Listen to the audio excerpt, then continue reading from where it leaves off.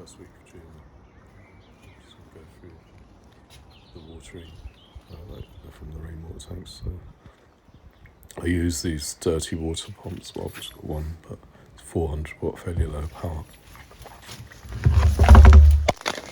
And it's one of the rainwater tanks. I think it's about 1200 litres. So with the peaches and all the other fruit last year, because it was really warm and dry, we got red spider mite on the fruit trees, and the larger ones they just shook it off. But with the mini trees, like this little mini peach tree, you just need to keep an eye on it. And so I started changing the watering, the way I watered. Normally I'd water the ground so you don't lose too much through evaporation.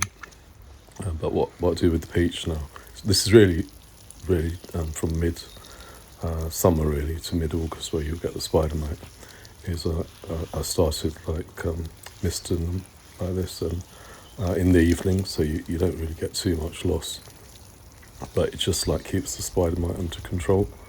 And so I wouldn't really, at the moment it's early summer, but in a few weeks this probably, hopefully it'll deter the spider mite now. I've thinned the fruit down from about, I'd say 50 or 60 fruit to 20 fruit this year.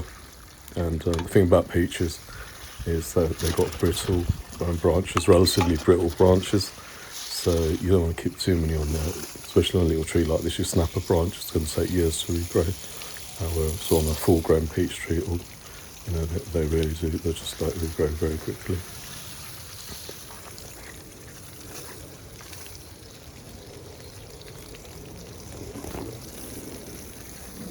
So as it gets larger, the frame will support the main branches, and then you can crop maybe 50 to 100 peaches in a couple of years.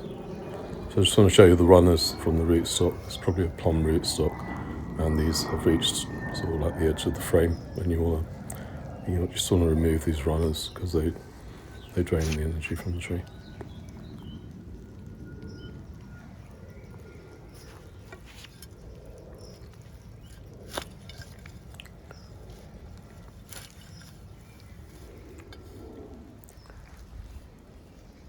And finally, I thought I'd show you the cherries.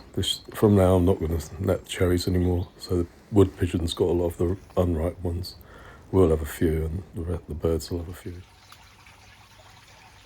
So I've shown the tank being used with the submersible pump. But I thought I'd add this clip on to the end. The last clip I showed the pump being used. That was the first week of June. This is the 1st of July now. And it's showing the star jasmine, which are covering the two 2,500 litre water tanks behind it. And that's planted it specifically, this plant, to basically cover those. It's in quite a prominent area in the garden. See, they've got a little water feature. It's a little patio area. So otherwise those tanks would probably look like a little bit of an eyesore in the garden. And now the whole area is just filled with this sweet scent, and it's just going to go on for weeks and weeks. And so I've showed the little watering can there. So I've also got taps attached to the tanks. It's not just using the submersible pump. And by opening the lid, if I want to water, say, blueberries, just occasionally, I'll show you those in a second. I'll just fill a watering can up from the tap.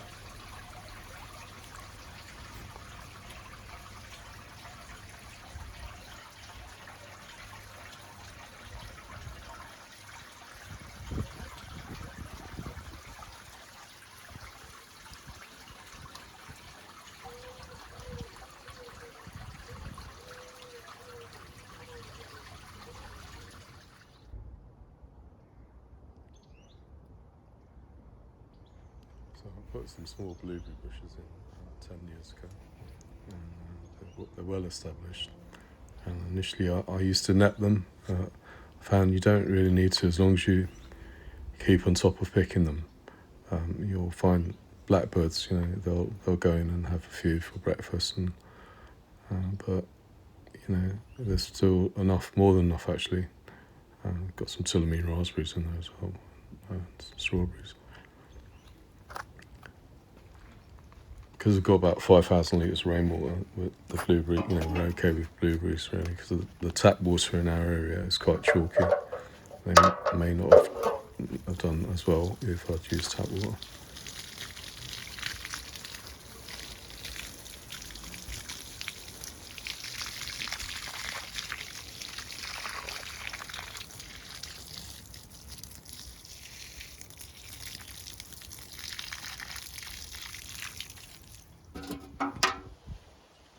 So this is back to the mini peach. It's 1 month on from the clip I posted at the beginning, which was the first week of June, so it's the first week of July now. The fruit themselves are not as large as I thought they would have been by now, but that's been the case with some other trees like plums and gauges. It's just been a little bit late this year, but they're on the point. You can tell of suddenly, they're going to get a lot larger and they'll be ready to pick in a few weeks. I've just shown you the method. I mean, everyone knows you can support branches with bamboo sticks and string, as I have here.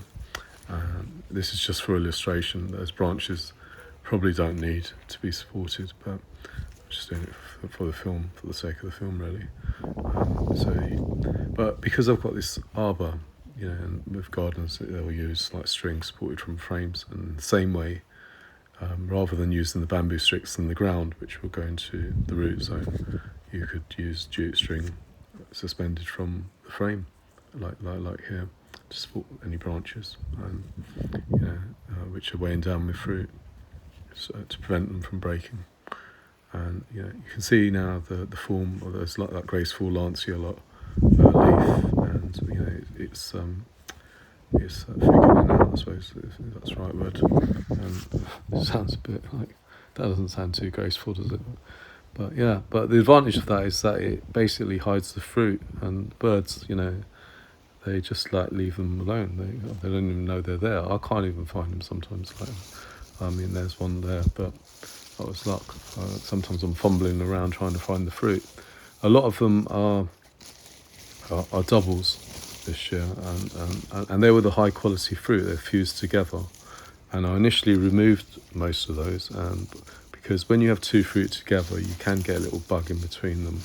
It rots and you don't notice. But what I found is that these fused fruit have been fine. I left a few of them on there, and so I think it's because of the heavy flowering, the short internode, you'll get a lot of this. And from next year, I'll probably leave quite a few more of these double fruit on the tree. So the next clip will be mid-summer, late summer.